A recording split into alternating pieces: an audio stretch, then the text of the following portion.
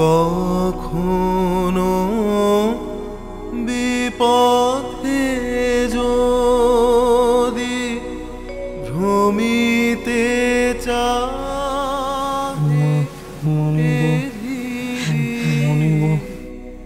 কখনো বিপথে যদি ভ্রমিতে চাহে হৃদি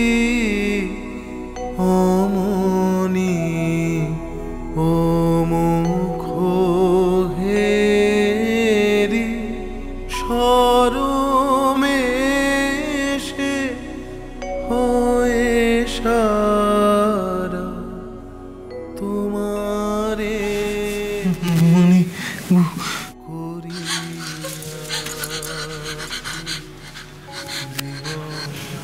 মনিব কোনের কুটুম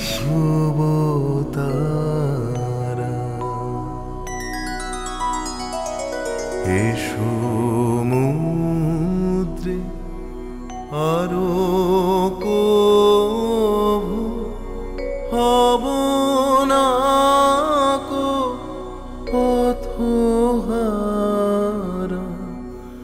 অবশ্যই রান্না এখন থাকুক, চল আমরা বাইরে গিয়ে দাঁড়াই, অন্নদার বউটা একটু নিজেদের মধ্যে কথা বলল। চল। জীবনে তুমি কাঁদছো কেন মনিব? কি হয়েছে? কি হলো? কোনো কথা বলছো না যে? তোমার চোখে জল কেন?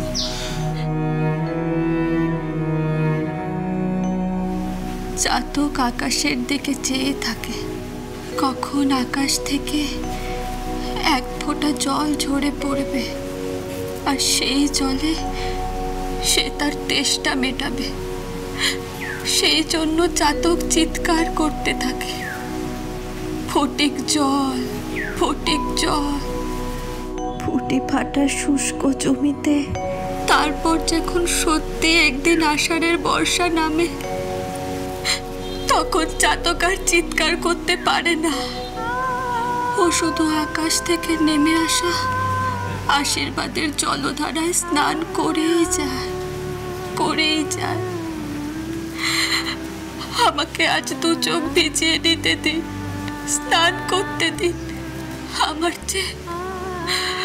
আমার যে ফটিক জল বলার এখন আর সামর্থ্য নেই। কেঁদো না মনিব, কেঁদো না, চোখের জল মোছো, শান্ত হও। আমাকে ক্ষমা করবে, আমি আমার কথার খেলাপ করেছি। এ কথা কেন বলছো মনিব? তুমি কি কখনো কথার খেলাপ করতে পারো?